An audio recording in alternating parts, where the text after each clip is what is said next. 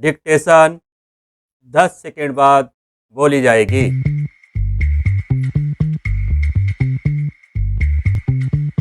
5 second. Ready, start. उपाध्यक्ष महोदय, मैं इस बिल का समर्थन करता हूं। मुझे खुशी है कि कृषि मंत्री एक क्रांतिकारी बिल लाए हैं, लेकिन दुख है कि जैसा बिल लाया जाना चाहिए था वह अभी तक नहीं आया है। मुझे खुशी है कि मंत्री महोदय ने बड़ी हिम्मत से यह बिल पेश किया है, परंतु कुछ सदस्यों ने इसका विरोध किया है। उन्होंने इस बात की ओर ध्यान नहीं दिया कि जब तक वनों को हम बचा कर नहीं रखेंगे और जमीन पर कब्जा करने की लोगों की जो भूख है उसको नहीं रोकेंगे, तब तक हम वनों को नहीं बढ़ा सकेंगे।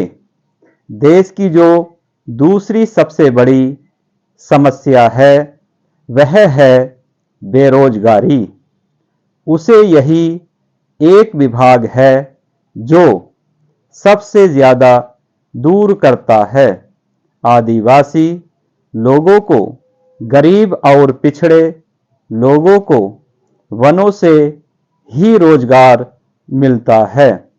काफी ऐसे लोग हैं जो 6 महीने वनों से ही फल फूल द्वारा भोजन करते हैं। मैं इस विषय में मंत्री महोदय का ध्यान आकर्षित करना चाहूँगा। मेरा क्षेत्र अंडमान निकोबार है जो बहुत हरा भरा है। वहाँ काफ़ी जंगल हैं, लेकिन उनको काटा जा रहा है। अगर इसको सही ढंग से रोकेंगे नहीं तो एक दिन ऐसा आएगा जब वर्षा भी वहाँ नहीं होगी। मैंने प्रधानमंत्री जी को इस विषय में जुलाई मास में एक पत्र लिखा था। उसमें मैंने कहा था कि हमारे यहाँ जंगलों की कुछ व्यवस्था की जाए। इसके बाद एक समिति बनी जिसको वहाँ जाकर सारी चीज़ों को देखना था। उसकी सिफारिश के अनुसार वहाँ काम होना था। इस समिति को बने हुए 6-7 महीने हो गए हैं, लेकिन यह समिति आज तक वहाँ नहीं जा सकी है। झगड़ा क्या है कि कनिष्ठ अधिकारी को इस समिति का अध्यक्ष बना दिया गया है। जो वरिष्ठ अधिकारी हैं वे कहते हैं कि हम इसके नीचे कैसे काम करेंगे, उनके साथ कैसे जाएंगे। इस वास्ते यह जो चीज़ है इसकी तरफ आपका ध्यान जल्दी से जल्दी जाना चाहिए और आपको इसको देखना चाहिए। हमारी जो अर्थनीति है वह वनों पर आधारित है। जो गरीब लोग हैं उनका गुजारा इन वनों से ही चलता है। जो इमारतें हैं वे लकड़ी की ही बनती हैं, ईंटें वहाँ नहीं बनती हैं। सीमेंट का वहाँ कोई कारखाना नहीं है। इधर से ही वहाँ सीमेंट जाता है, उससे सरकारी काम भी पूरा नहीं हो पाता है, तो वह लोगों को कैसे मिल सकता है। आज सारे देश में एक चर्चा चल रही है कि अंडमान में बहुत टिम्बर है। असम से टिम्बर नहीं आता है, चूंकि वहाँ से आ सकता है। इस वास्ते वहाँ पर भी इसका भाव बहुत ऊंचा हो गया है और वहाँ असम से टिम्बर न आने की वजह से हुआ है। लकड़ी के दाम आज इतने अधिक बढ़ चुके हैं कि बेचारे गरीब लोगों को तो अपने घर बनाने में भी बहुत बड़ी कठिनाई का सामना करना पड़ रहा है। सभापति महोदय, मैं सदन का ज्यादा समय नहीं लूंगा। मैं केवल एक दो बातों की ओर वित्त मंत्री और सरकार का ध्यान खींचना चाहता हूं। आज बिजली के मामले में राजस्थान की हालत बहुत नाजुक है। खास तौर से पिछले 5-7 दिनों से गांव में परेशानी बहुत बढ़ गई है। मैंने देखा है कि कई जिलों में पिछले कई दिनों से बिजली नहीं है। नतीजा यह हुआ है कि जो फसल बोई गई है उसको पानी नहीं मिल पाया है। वहां पहले से ही अकाल की स्थिति है।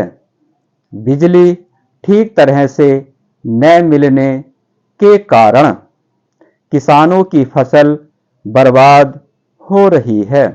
इसलिए बिजली की और अधिक फैलाने की बात को छोड़कर सरकार उसकी पूर्ति को नियमित करे। उधर से जो माननीय सदस्य बोलते हैं वे बातें करीब करीब वही करते हैं जो हम कर रहे हैं। दोनों में कोई फर्क नहीं है। वे भी कहते हैं कि महंगाई है, बेकारी है और हालत खराब है। सरकार की तरफ से भी हर एक वक्तव्य को इसी वाक्य से शुरू किया जाता है कि उसे विरासत में खराब हालत मिली है जिसे सुधारने में समय लगेगा। मैं निवेदन करना चाहता हूं कि सरकार एक अवधि निर्धारित कर दे कि वह कब इस पहले वाक्य को बोलना छोड़ देगी। हम सरकार का विरोध नहीं करेंगे। वह हमको भाषण लिखकर दे दे और बता दे कि हम क्या करेंगे। हम वैसे ही इस सदन में और बाहर जनता के सामने बोलेंगे, लेकिन वह देश की हालत को सुधारे। आज चारों तरफ हालत बिगड़ रही है। आज गांवों में कोई व्यवस्था नहीं है। सरकार हम लोगों को कब तक दोष देती रहेगी। अगर हालत न सुधरी तो ये लोग भी डूबेंगे, हम लोग भी डूबेंगे और लोकतंत्र भी डूबेगा। आज गांवों में हालत बहुत खतरनाक ढंग से बिगड़ रही है। मैं बड़ी जिम्मेदारी और गंभीरता के साथ यह बात कह रहा हूं। आखिर सरकार का और हमारा काम एक ही है। कुछ लोग उधर बैठे हैं और हम इधर बैठे हैं, इससे कोई फर्क नहीं पड़ता। हालत सब तरफ से खराब है। बिजली खराब है, कोयला खराब है, तेल नहीं मिल रहा है। किसानों के काम सब तरफ से रुके हुए हैं। गांवों के अंदर इतनी महंगाई बढ़ रही है कि गरीबों के प्राण निकल रहे हैं और आगे यह महंगाई जोर से बढ़ेगी। गेहूं का उत्पादन कम हो गया है। भाव अभी ऊंचे हो रहे हैं, आगे और भी ऊंचे होंगे। आगे आप फिर कहेंगे कि आयात के बिल बढ़ रहे हैं, पेट्रोल और डीजल के दाम बढ़ गए हैं, तो आप मुसीबत में फंस गए हैं। आप मुसीबत में फंसते हैं तो हमें भी खुशी नहीं होती है। इसीलिए आप गंभीरता से सोचें। कुछ हमसे सहायता लेना चाहते हैं तो लें, जिस तरह से भी लेना चाहते हैं लें। आप जैसा कहेंगे वैसा ही हम जनता से जाकर बोलेंगे अंत में मैं निवेदन करना चाहता हूं कि आप राजस्थान के लिए जरूर कुछ करें। स्टॉप।